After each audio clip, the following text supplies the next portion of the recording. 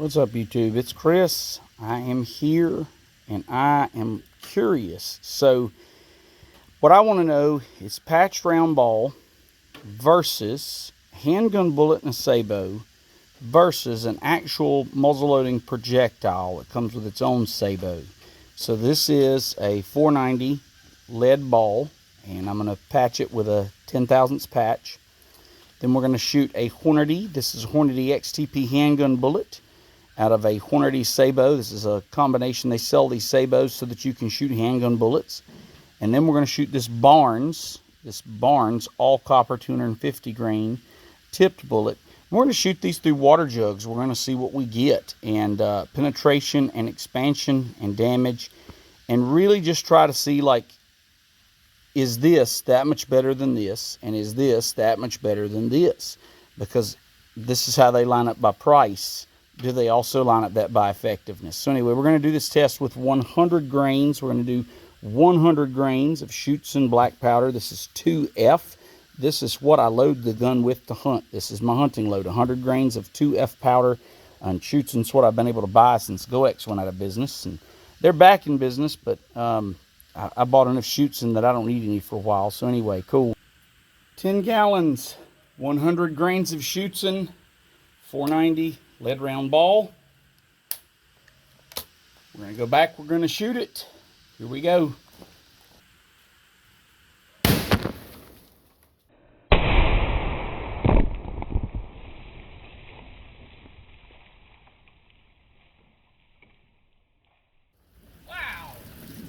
Alright, so here's the rig as I found it. First thing I want you to notice is the rig actually twisted. It has moved sideways, which is really impressive considering how heavy it is. The first jug is on the ground.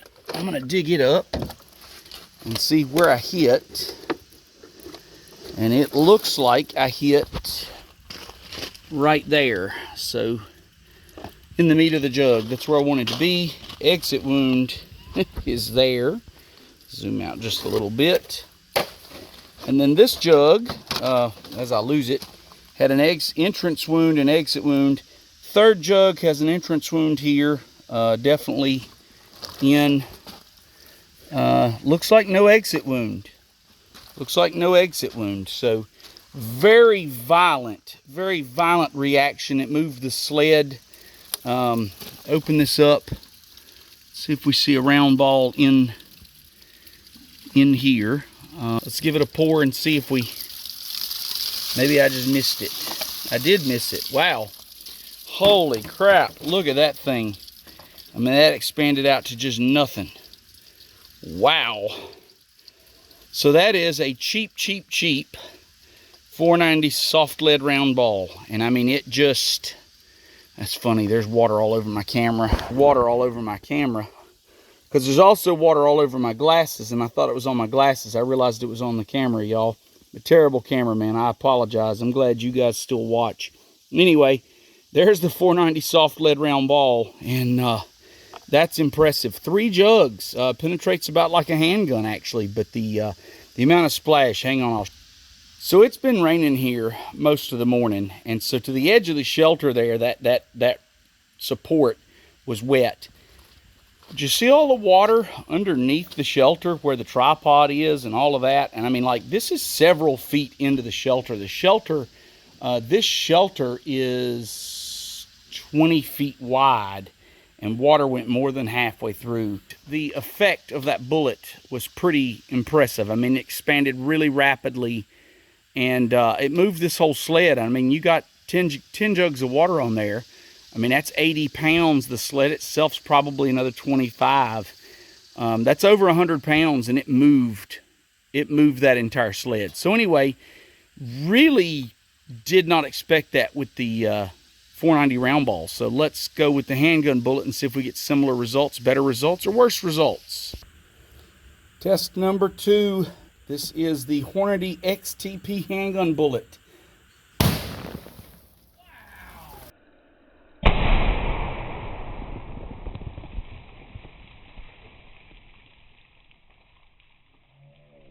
Well, let's assess the damage. I think this one There's jug 1. Just guessing here. There's my entrance hit right on the label. That's where I wanted to hit. Jug 2 is under the table.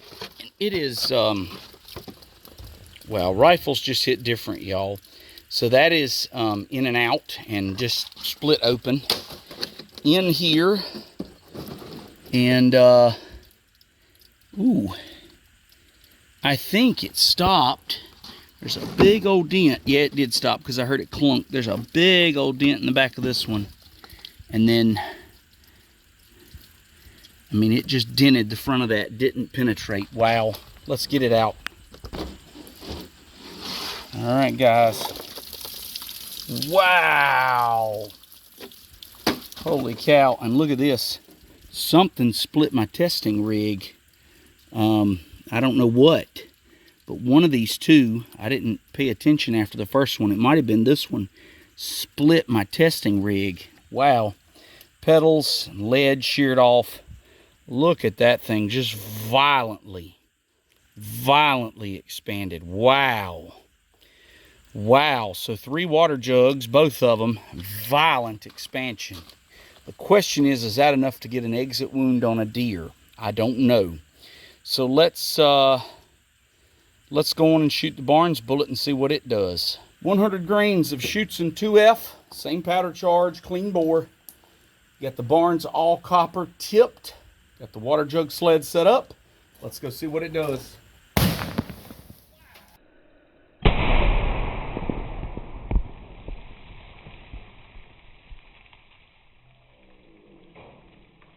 Once again, threw some water on the camera. Let's take a look. See, this is the first jug way out here in front of the sled. Entrance wound is there. Nice shot, if I say so myself. Exit wound is there. Jug is destroyed. Sled was again moved sideways. A lot of energy imparted. Very neat to me. Number 2, yeah, we're good. Number 3 hit, nice big hole and exit wound into number 4. So it did keep going. This one went deeper than the other ones. There's a pedal from the Hornady bullet. I don't know where the Hornady bullet went. It fell off anyway. All right, so entrance there and not an exit, but it did go to the back of the 4th jug. So the Barnes, the all copper, did penetrate deeper. It did penetrate deeper. So let's see what we got. Let's pour it out and see what we got here. Boom. And we got a beautifully expanded copper hollow point. It's pretty slick, y'all. So there it is. So there you go. Let me find that Hornady and we'll compare the 3. So there's your 3 bullets. If you want to zoom in a little bit for you. There is the Hornady XTP. There is the Barnes. It's the, I think, TEZ, all copper, 250 grain. And then there is the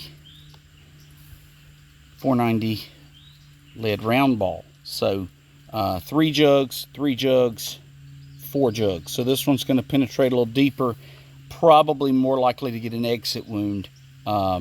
And it definitely imparted as much energy as these two because, again, it moved the sled. It threw water everywhere. It ripped that jug open, but then it penetrated deeper. In my experience hunting, I really do want that exit wound for tracking purposes because typically that exit wound is where they bleed from. So for me, at least, you know, people say, oh, do you really need this? This is what I'm going to stick with. I like the lead-free.